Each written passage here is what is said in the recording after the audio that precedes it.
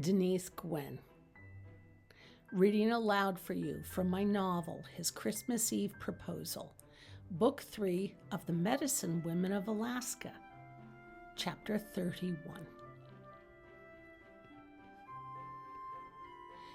Drew reached blindly across his bed the following morning, patting Naomi's side of the bed. At first, his hand sensed only a cold bedsheet, and as he extended his hand further, he didn't feel her nice, soft body lying next to him. She got up to use the bathroom. He lifted his head and fully opened his eyes, gazing blearily around the room, and then it hit him.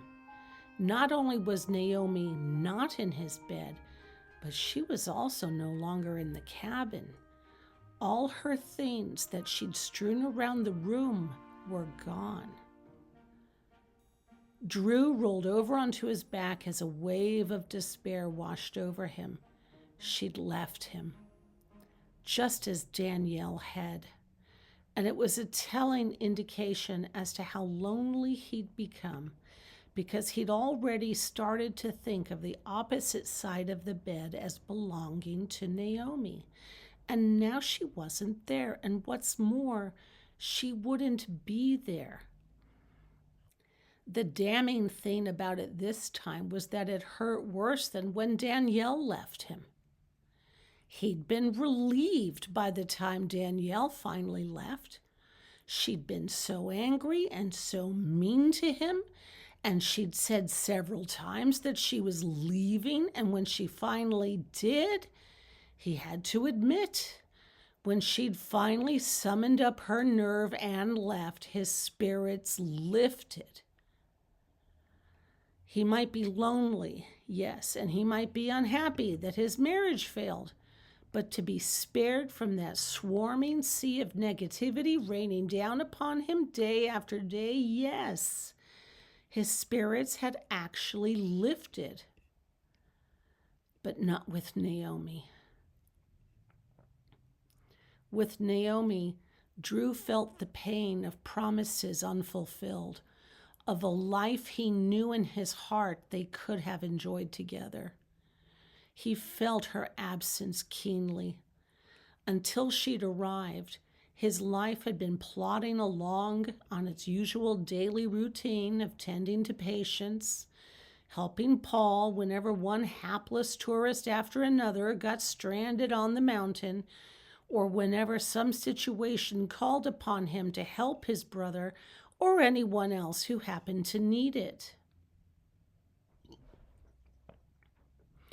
His cell phone buzzed, disturbing his thoughts, and he was almost grateful for the interruption.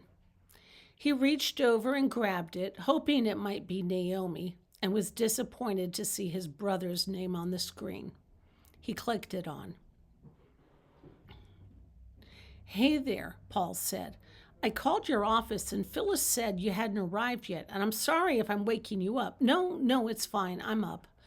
He rolled back over to his side of the bed and sat up, clutching the phone to his ear and gazing out at the bright morning. "How are you?" "Not good, I'm afraid." This got Drew's attention. He straightened and stood up. "What's going on?" "The man we dislodged from that boulder last night isn't doing well." "Oh dear." "We transported him to Anchorage Memorial," Paul said dryly, "and I got into a bit of a tiff with the surgeon in her precious operating room." "Oh, you did you?" "Yeah, but eventually I made her see logic. Thankfully, Ricardo Velasquez is in the ICU and expected to make it." "Well, that's a relief. Do you want me to come over to Anchorage and pick you up? Do you mind?" No. He was relieved to be of use to someone. He loved the idea of taking a long drive to Anchorage. Maybe it would clear his head and his heart. No, not at all. I'll call Phyllis and tell her to clear my afternoon.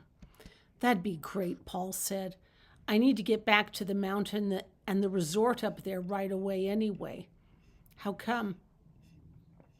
Vittorio Velasquez, the big wig behind the hotel development, is demanding a full status report on his beloved nephew, Ricardo Velasquez. Oh, Drew said, and then it all fit together, the nuts and bolts. Ricardo Velasquez, the man upon whom Naomi had performed the insertion of the chest tube. Yes, he suspected that Vittorio Velasquez was going to want a lot of information. Not only that, but there's a complete mess up on the mountain, press-wise. Dr. Hermano Velasquez, this famous surgeon from Los Angeles, is Ricardo's father, and he's madder than a peahen. I have a funny feeling that a famous surgeon from Los Angeles wouldn't appreciate you referring to him as madder than a peahen. I know, right? Anyway, this is getting way too complicated, but Hermano's daughter-in-law, Felicity, needed emergency surgery, and they took her to Juneau. Why didn't they take Ricardo to Juneau to be with his wife? His situation was life or death, and Anchorage had the capacity, so the Velasquez family is going nuts, and there were members of the family all over their place. Oh dear. Vittorio's running everything out of this central operations center he set up at the resort. That's where I have to be. Yeesh, Drew said. Maybe I don't want to help you out. I think you'd better, Paul said. Dr. Hermano Velasquez is demanding answers, too. He wants to know why the hell Dr. Schuster was the one who operated on his son when you or I could have done it. I don't know why he's so wigged out about it, but he is. Doesn't he know that Naomi saved his son's life? Oh, so we're using first names, are we? Paul said and chuckled. Never mind. Come save me, little brother. You're in Anchorage, right? Right.